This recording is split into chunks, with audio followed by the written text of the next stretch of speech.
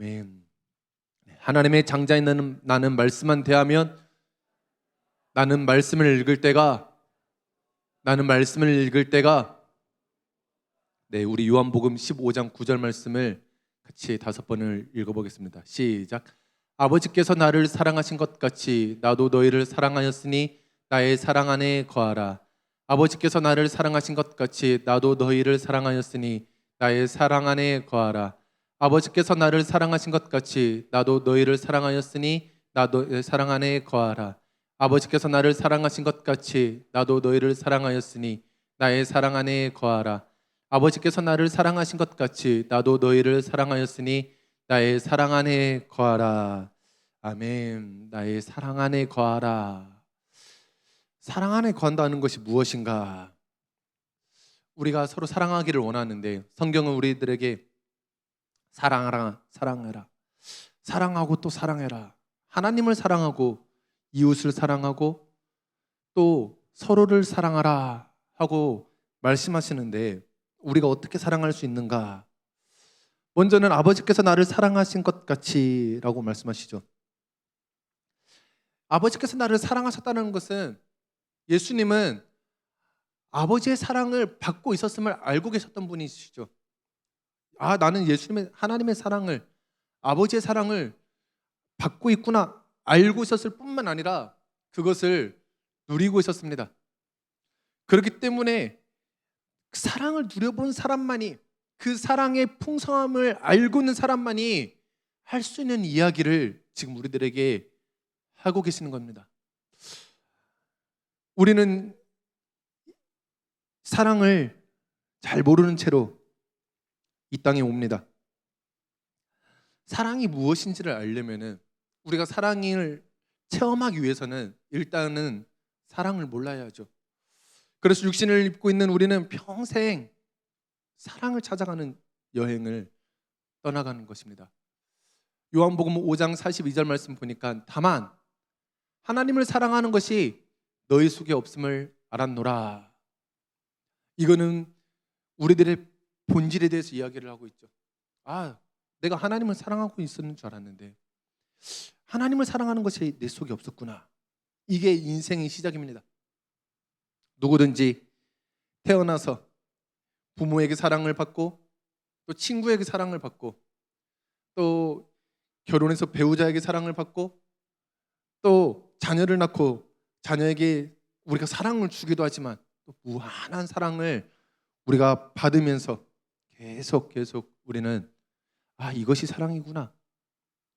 부모에게 사랑을 받으면서 이것이 사랑이구나 하고 자라왔는데 이번에 우리 꿈차스 학생들하고 성경 공부를 하면서 사춘기가 무엇인가에 대해서 각자 정의를 한번 해봤는데 부모님보다 친구가 좋아질 때 사춘기가 시작되는 것 같다라고 이야기하더라고요. 너무 명언 같아요. 부모님보다 친구가 더 좋아질 때 사춘기가 시작된다. 그때 깨닫는 거죠. 이것이 사랑이 아니었구나. 내 친구랑 같이 이렇게 지내는 이것이 사랑이었구나. 또 그렇게 살다가 보면은 20, 30대에 가서 보니까 그것이 사랑이 아니라 내가 이렇게 배우자를 만나서 배우자와 함께 이렇게 살아가는 이것이 사랑이었구나. 또 시간이 지나다 보면은 자녀를 출산을 하고 내가 진짜 지금까지 사랑을 아는 줄 알았는데 이렇게 자녀를 사랑하는 이 사랑이 진짜 사랑이었구나. 이제 저는 아직 경험해 보진 않았지만 또 손주를 낳으면은 손주한테 그런 사랑을 느끼겠죠. 내가 자녀를 사랑하는 사랑이 진짜 사랑인 줄 알았는데 또 손주를 보니까 무한한 사랑이 이렇게 여기서 쏟아지는구나. 끊임없이 내 속에 사랑이 없었음을 우리가 배워가게 되어 있습니다. 형제들아, 나는 아직 내가 잡은 줄로 여기지 아니하고 오직 한 일, 즉 뒤에 있는 것은 잊어버리고 앞에 있는 것을 잡으려고. 내가 사랑을 잡은 줄 알았는데 이것이 사랑인 줄 알았는데 저 또한 한 사람으로서 또 크리스천으로서 또 목회자로서 이것이 사랑인 줄 알았는데 이것이 복음인 줄 알았는데 내가 이것을 알았다, 잡았다. 이것이 사랑이다. 그런데 오늘 또 우리들이 해야 할 일은 이것이 사랑이 아니었구나. 내가 지금까지 사랑인 줄 알고 잡았던 그 모든 것들은, 내가 은혜라고 복음이라고 여겼던 모든 것들은 앞에 있는 사랑, 내 앞에 있는 믿음, 내 앞에 있는 은혜를 잡기 위한 디딤돌이었구나 라는 것을 깨닫게 되는 것입니다. 옛날에는 꼭 알아야 된다라는 부담감이 있었어요.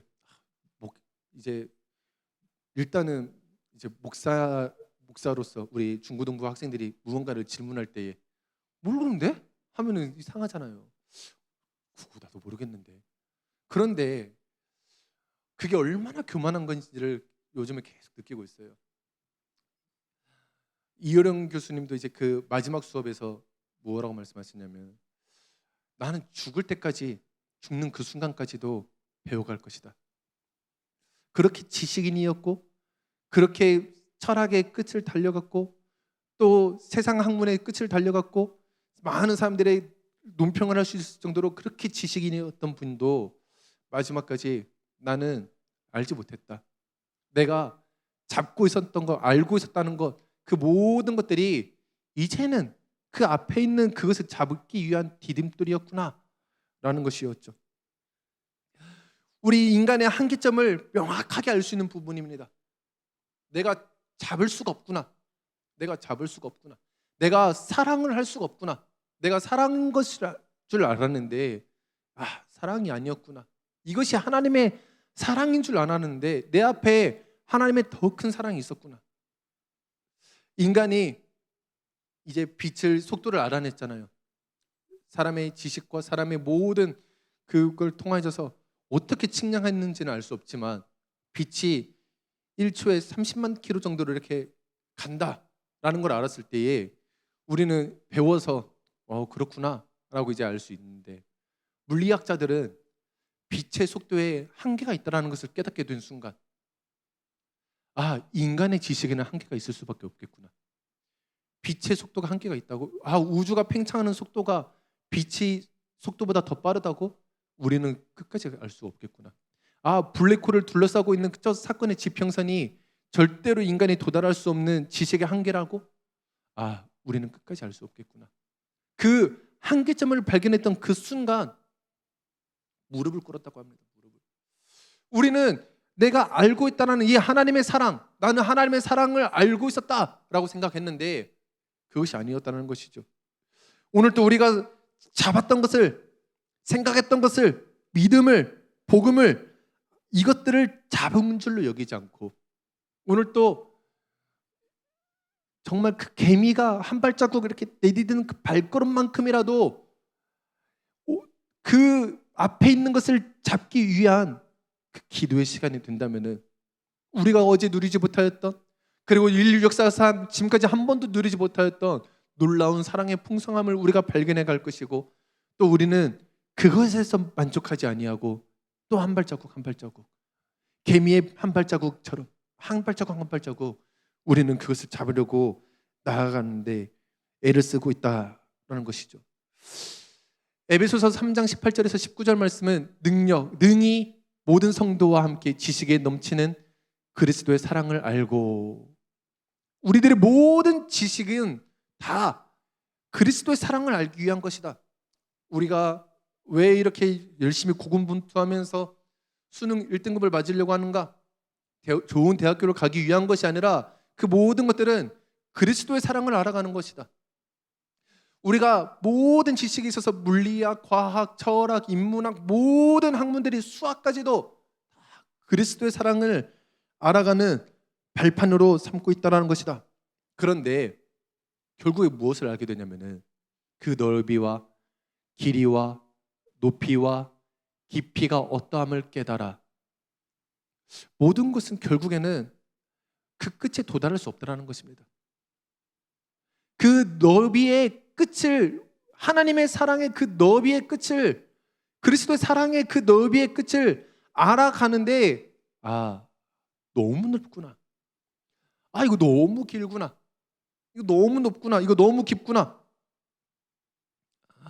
마치 팽창하고 있는 우주의 끝에 도달할 수 없는 인간의 한계점을 발견한 것처럼 우리들이 날마다 기도하면서 알아갈 수 있는 것은 이것도 하나님의 사랑이었구나.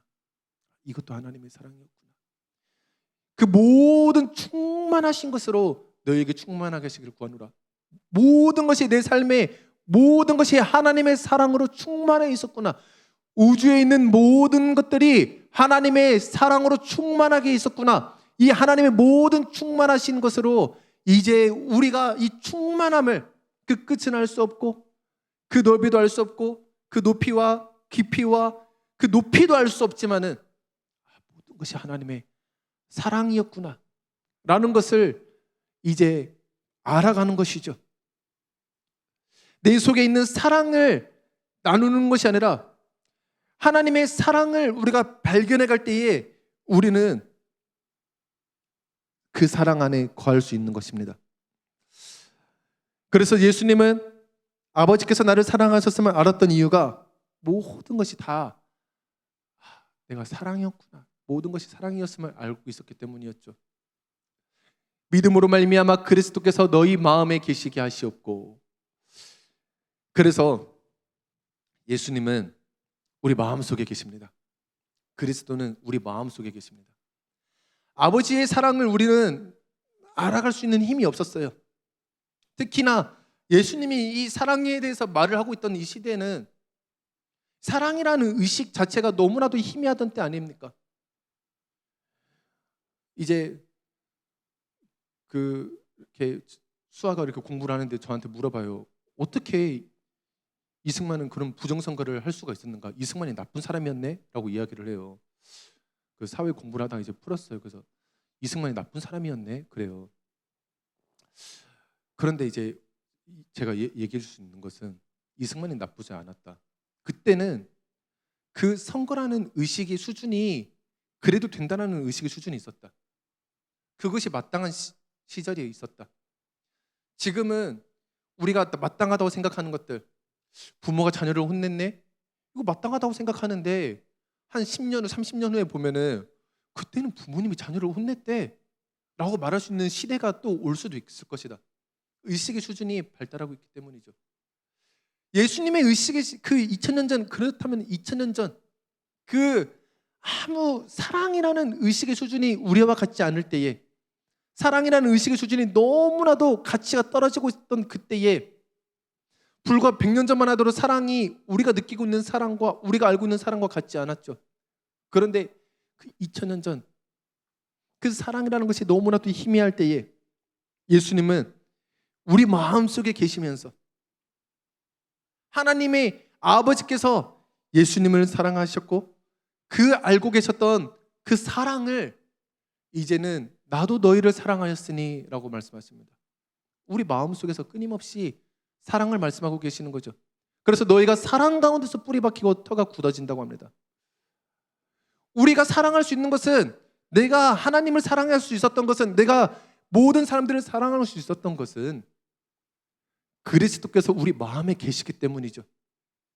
그래서 그리스도께서 우리 마음에 계시면서 끊임없이 말씀을 합니다. 내 입은 지혜를 말하겠고 내 마음은 명철을 작은 소리로 읊조리로다. 내 마음에서 끊임없이 소리를 내요. 끊임없이. 나의 의지와 상관이 없어요. 내 컨트롤을 할 수가 없어요. 내 마음한테 야, 그 소리 말고 이 소리 좀 내봐봐 해도 이렇게 잠깐 내다가 끊임없이 다른 소리를 내요. 오늘 설교가 기네, 오늘 설교가 힘드네, 잠이 오네, 졸립네, 은혜롭네. 나의 의지와 전혀 상관이 없죠. 아까 찬양할 때 참 좋았네, 오늘 이따 점심에 오늘 내가 누굴 만나기로 했지, 이거 나의 컨트롤이 안 돼요. 이 설교를 듣고 있으면은 설교를 귀로는 듣고 있는데 사실은 마음의 소리를 다 듣고 있는 거죠. 마음의 소리로. 아, 정말 웃기네, 정말 재미있네, 정말 은혜롭네. 계속 내 마음의 소리는 계속 작은 소리로, 우리가 들릴까 말까한 그런 소리로, 때로는 너무 작아서 캐치하지 못하는 그 소리로 우리들에게 계속 읊조리고 있습니다. 우리들이 날마다 하가다를 해야 되지만 사실 우리들의 마음은 끊임없이 나를 향해서 마음의 소리로 해서 하가다를 끊임없이 멈추지 않고 하고 있죠. 작은 소리로 읊조리로다 끊임없이 내 마음은 끊임없이 하가다를 하고 있어요. 쉬지 않고 열심히. 그런데 그것이 다 그리스도의 마음 가운데서, 그리스도께서 너희 마음에 계시게 하고 사랑 가운데서 뿌리가 박히고 터가 굳어지게 하기 위해서 모든 내 마음의 소리는 다 사랑입니다. 다 사랑. 사랑 아닌 것이 하나도 없습니다. 어둠은 이제 마음이 이야기하죠. 절대로 어둠은 사랑일 수가 없어 라고 이야기를 합니다. 그런데 아니에요. 사랑이에요. 그리스도께서 우리 마음에 계셔서 사랑 가운데서 뿌리가 박히고 터가 굳어지도록 사랑이 무엇인지를 알기 위해서 어둠은 사랑이 아니야 라고 말씀을 하는 거죠. 재앙이야, 환란이야, 진노야, 이런 모든 것들은 악한 거야 라고 말을 하는데 그것이 사실은 다 사랑입니다. 명철입니다. 그 어둠 가운데서 한 줄기 조그만한 사랑을 이야기하고 있는 것이죠. 그게 명철이잖아요.